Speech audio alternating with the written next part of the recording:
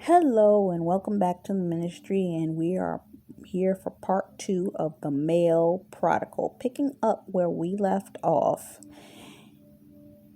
you're looking at the fact that the male prodigal is at a point where he's met his God ordained person, but and he's fully admitted that he knows that she is his ordained person, but the spirit within him will rebel against the desire to walk with this particular person if not careful.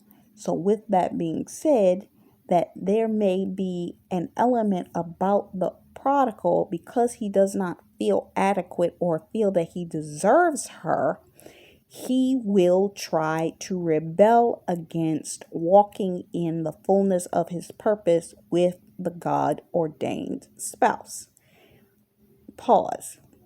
I remember a minister I listened to, her name is Dr. Jolynn Whitaker, was telling a story of a family member that the family member got involved with somebody. The relationship was good, everything was great, and then the guy started acting real to the left.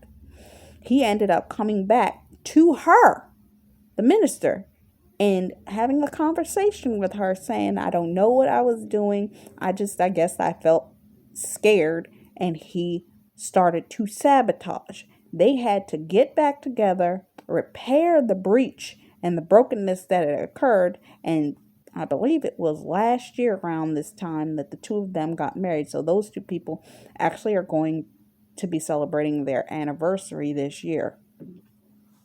And with that being said, the thing about it is the God ordained spouse who is a prodigal may try to rebel and sabotage what it is he's supposed to be walking with his ordained spouse because he doesn't feel that he deserves it.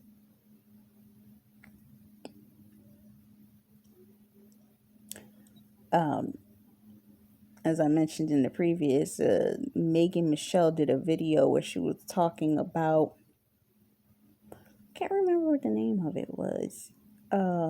She was reviewing a song where she was talking about the fact that the guy will try to sabotage and do all these kinds of things to you just to push you away because they hurting, but they know that you're the one for them. If I figure it out, I'll link it. But with that being said, the God ordained spouse can sometimes do everything, including save their life, and they still pull away. Why? Because for one, if it's out of season and out of time, because 9 times out of 10, the main reason that the rebellion is happening on the male's part is because the season ain't right. If you're out of season and out of time, y'all that got prodigals, that y'all dated and for some reason that y'all broke up and you're waiting to be reconciled to your prodigal, this is why. He's probably still working through his own inadequacies, feeling he's inadequate to be with you, and rebelling. So, with that being said,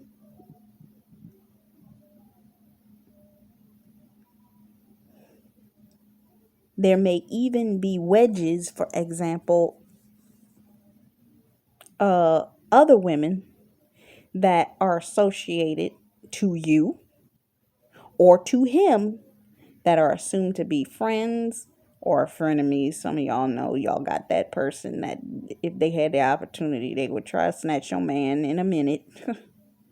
And you be sitting there like, well, but why did you do that? Those frenemies, they gonna test the waters of your relationship to see how strong it is. And it ain't gonna work. They ain't gonna be able to break you from your God ordained spouse, but it could cause a wedge for the prodigal because the prodigal man may have caused some type of damage with his God ordained spouse, which will create distance between the two. And as I said, family members. In this particular case, the way that the enemy used the woman's mother and even the city mayor gave this whole big monumental speech about how they will never be able to be together. But it's funny, one of their worst enemies gave a perfect definition as to the type of relationship the two of them have. I'll go deeper into that when I start to actually go into the kingdom marriage part. We're still in the prodigal. When I go into the kingdom marriage, I'll explain some of those things. But people will come against it. So he'll choose to leave. He'll walk away, which is what the enemy wants. The enemy wants y'all separated. Go to a new season, a new city, new season, start over. He may even find somebody that is a mild duplicate of what his God ordained spouse is, that would look good, but she may not want him. It's not that he's not trying to help. It's not that he's not trying to do right by people. It's just she ain't gonna want him. She ain't the one. So as it goes forth, he's going to reconnect with some old faces and friends and have the opportunity to go back to where his ordained spouse is. Because he is pulled to his ordained spouse, that's his heart. That's his woman. He gonna always go to her. If he thinks something wrong with her, he gonna run to her. If he thinks something could be an issue with, he's gonna go back to her, because that's his heart. His heartstring is connected to her. For what the Lord put together, let no man put asunder. He ain't never gonna let nothing happen to her. Even if he's not with her, he's not gonna let nothing happen to her. So he'll come back. He'll have women still trying to get at him. They'll try to cause him problems, try to cause him issues, try to cause him all kinds of what have you.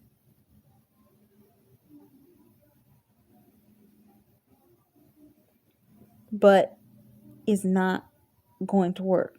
Time will pass, and he may even try to do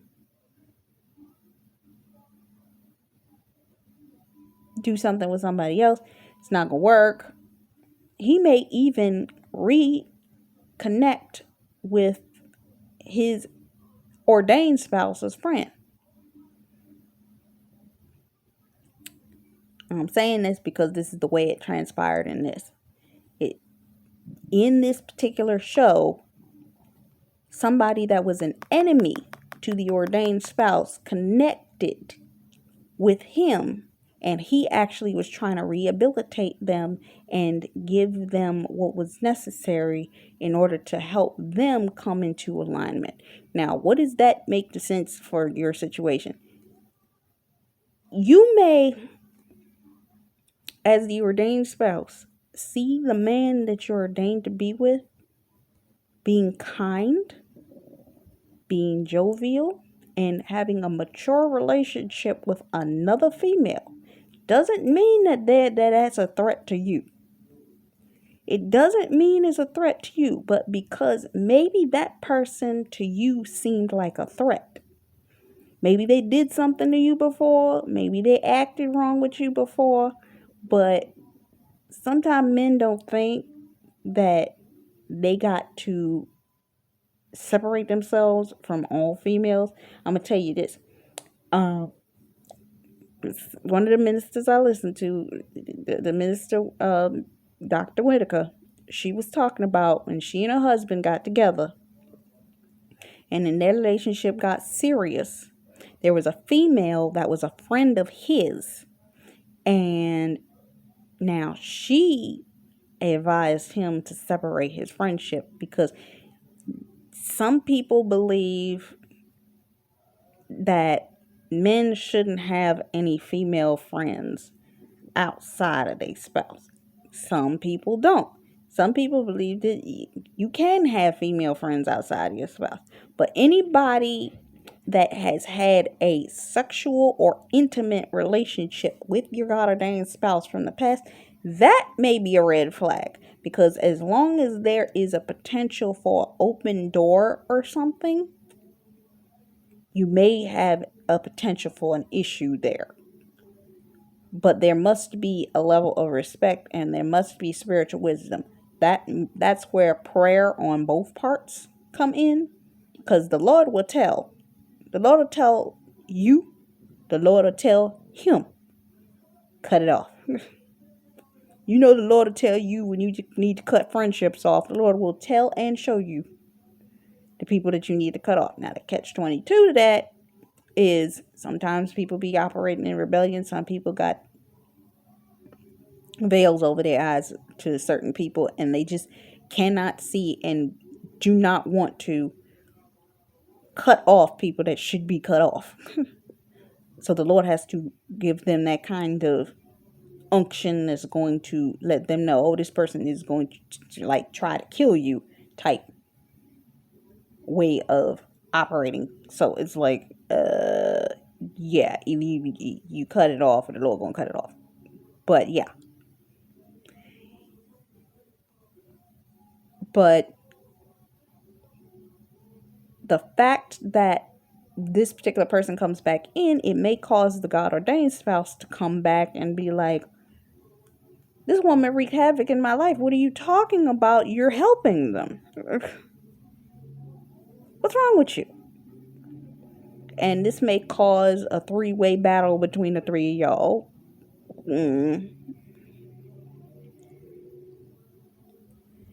Because God ordained spouse can't see it, which may cause rift between you and your spouse.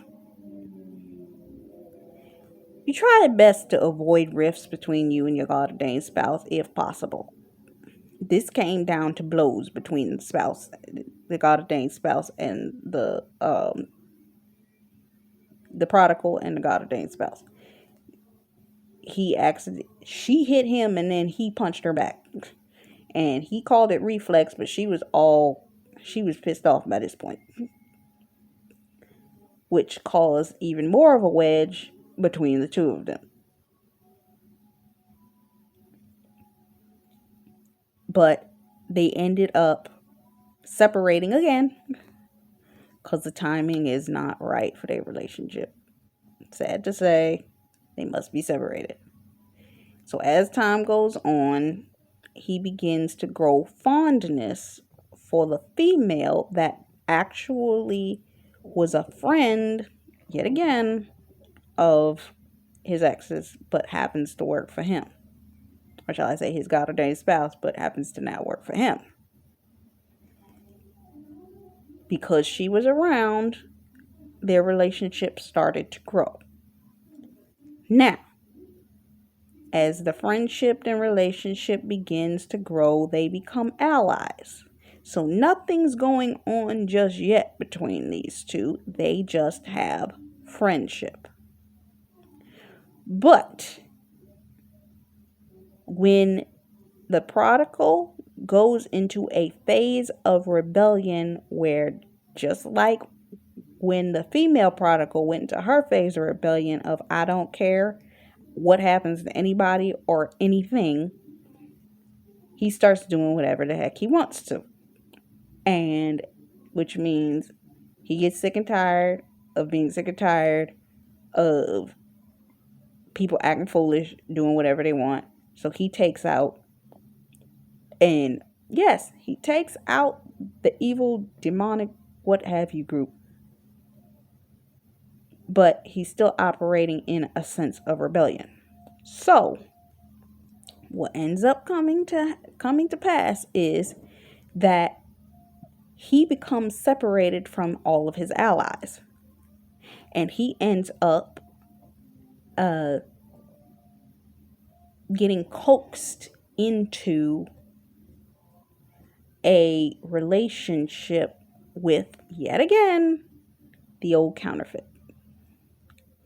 The counterfeit Jezebelic Delilah spirit of his previous relationship lures him in because she's sick, she dying, she what have you. Pity can pull the God-ordained spouse away. Depending on what kind of heart posture that man has. Let's just be honest. It can. And because of this state of pity, he will be lured into believing he can help this person. But inevitably, she ends up dying. And being, in the show, she gets turned by the other female, Delilah. That was a friend of theirs way back in the day when he was in rebellion. So, he ends up fighting in his state of rebellion against his own people, separating himself, firing his people, doing all this he goes into a state of depressive, oppressive, rebellion type, I don't give a darn phase. So when he's in this state, he ends up only snapping out of it when he sleeps with the Jezebel. When he sleeps with the Jezebel, he comes to a recognition that I didn't want to be with you anyway. I don't love you. I don't even like you. And by the way that this show operates, you know that he wasn't in love with her because the way he has a spiritual thing on him that if he was in love with the person, he would lose his soul. When he sleeps with the Jezebel, he doesn't lose his soul, which means he had no love for her whatsoever when he slept with her. They slept together 2-3 times. She was determined that she thought she was going to get him to lose his soul again. Matter of factly, the only thing that did was wake him up. That woke him up to what he was doing wrong spiritually, and he came to himself, and he came to his senses, which allotted him the ability to go forth and repent, go forth to everybody, and tell them how sorry he was. And try to get all of his friends back. It's pretty much where he went from there. But what ends up happening from this point is, as we fast forward to the next season, he's trying to reestablish his life from the new point in position that he's in. Yet again, here comes the Jezebel. She comes right back with a surprise that he was not expecting. She's pregnant. Sometimes, to any y'all women that are dealing with a situation, some of y'all was involved with a man that was your God-ordained prodigal spouse. He left and got involved with somebody else and got them pregnant.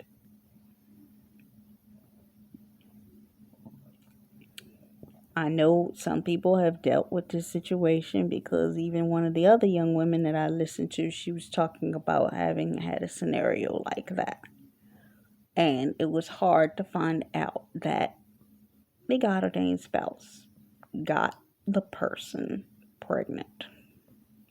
And they had to deal with the fact that, one, their spouse connected with somebody else in an intimate fashion, and a child came out of it. And the child was not between the two of them.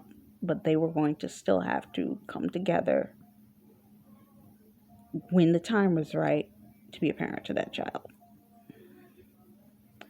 So the child was born, but the woman ended up dying. Now, this is when the secondary counterfeit works, because he starts to fall for the motherly aspect of his friend, which is the only female friend in which he has that is around him 95% of the time and is very caring towards his child. He begins to fall for her. Men are simple. If they see the potential that this particular woman could be a good mother figure, they don't think beyond, she can be a good mother figure, she ain't trying to take my money, so on and so forth. They don't really think past. They ain't thinking about the spiritual aspects. They ain't thinking about, is this particular person supposed to be with me? They just thinking, oh, she look good, like she could be a good mama figure for my kids. So he gets connected. He starts to desire his friend. Time goes forward. Something happens with his son. The son is taken. Pause. This is a pause for the fact of, when you are dealing with a prodigal and the prodigal has not dealt with his bloodline curses, those bloodline curses will try to take over the child, will try to take the child, will try to take and hold hostage the child. Because if there is no one praying over the child, you will see, just like in the Bible, that Isaac will go forth after digging up his father's wells. The next generations will end up filling them up again, because his father was the one that repented, renounced, did all of the work to get Isaac in the right place. But Isaac's children, after one generation, ended up screwing everything up because there was not the right spiritual alignment. And this is what happened here, that due to the fact of his child being taken from him, due to the way that the storyline for the story series was going, his child was taken away and kidnapped from him by his enemy. The devil will try to take your children. Listen to any minister. They always say, oh, how is it that the minister's kids ends up being the worst affected by warfare? Because the enemy's gonna come twice as hard for the kids. Hello? Hello. So his child was taken from him. They tried to bury him and do all kinds of stuff to him. He ended up getting pulled out and everything ended up coming back into alignment by the next season. But the child comes back fully grown because he was held hostage in another demonic dimension. This is the theory of the show. But if you look at it on a spiritual standpoint, that's like your child being taken from you and taken into the spirit realm and raised in the spirit realm, but the demonic spirit realm. Okay. And then brought back. Meaning he's got all of the demonic spirits on him. And you are his worst enemy, because you're speaking the love and the caring of God over this child. And he don't want to hear none of it.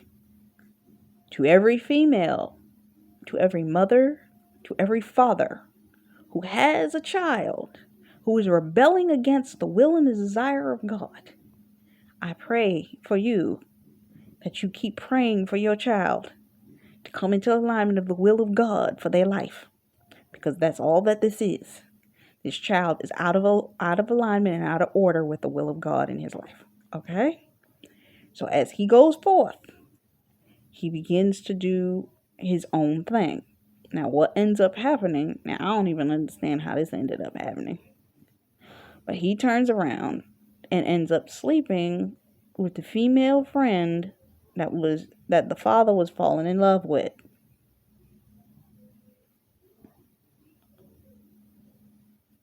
Let me repeat that. The son slept with the female friend that the father was falling in love with, or was beginning to get emotional attachment for. Now, that wasn't his God ordained spouse anyway, so that wasn't going to work. But the spirit that was operating in this woman, due to, I don't know what kind of spiritual what have yous, caused this woman to turn into a Jezebel suddenly and try to control the entire scenario. Switching back to the prodigal spouse.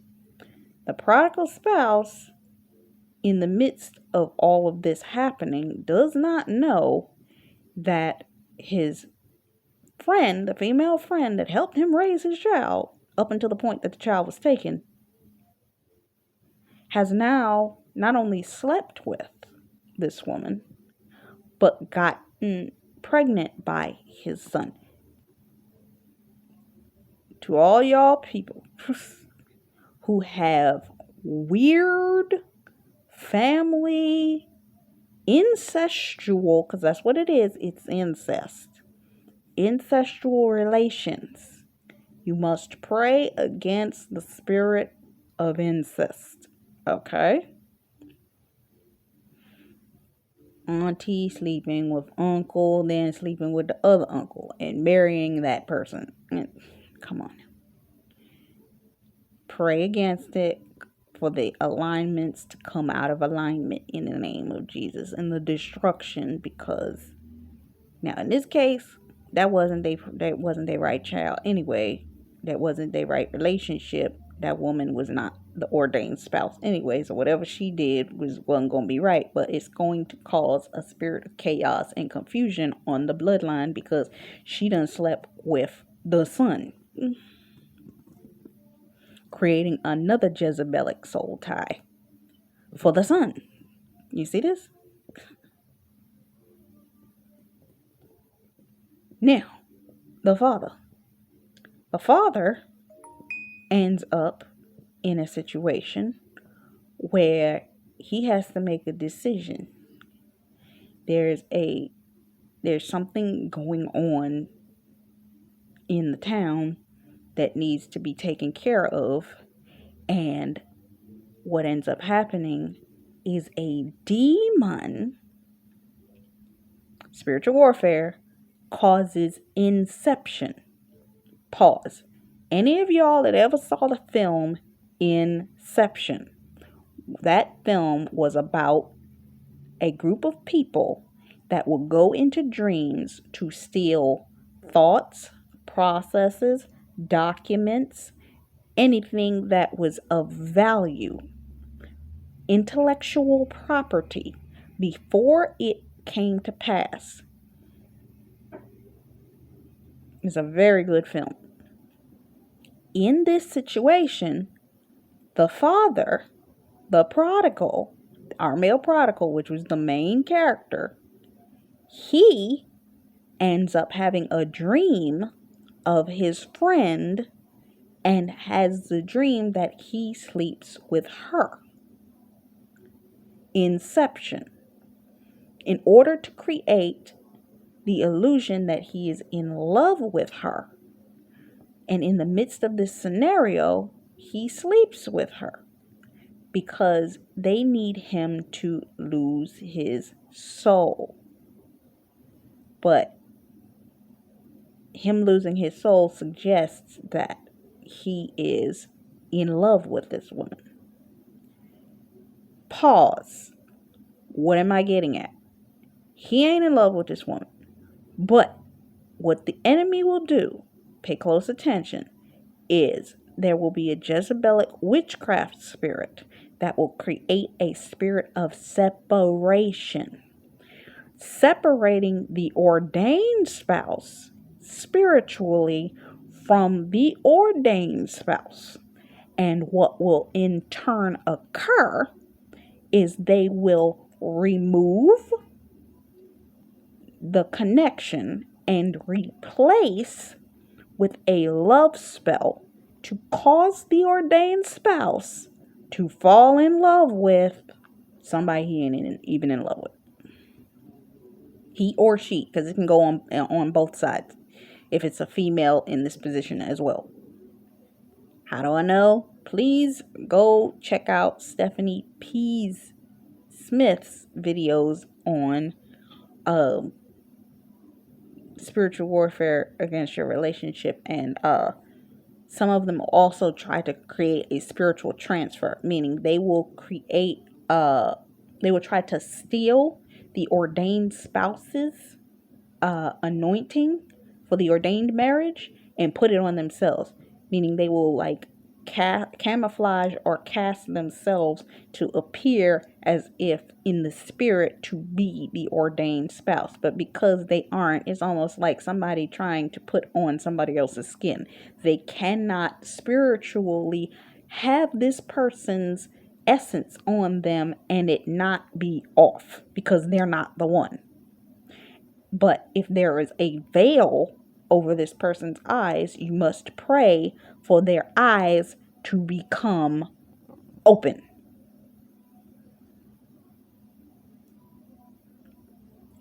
So with that being said, getting back to the storyline, there's a spirit of rebellion that occurs. That when this spirit of rebellion occurs on the kingdom spouse's side, yet again, he slips into rebellion and begins to fight against the righteous will of what's supposed to happen. Now, the blessing is that there is favor. God will cause favor from even your enemies. The female that was trying to intercept before that he became a mentor to actually came back to try and stop him from destroying what his intent was to destroy. Now, I would love to continue this, but I'm just about out of time, and we still got a little bit more to go. And I don't think I can say this in this next minute or so.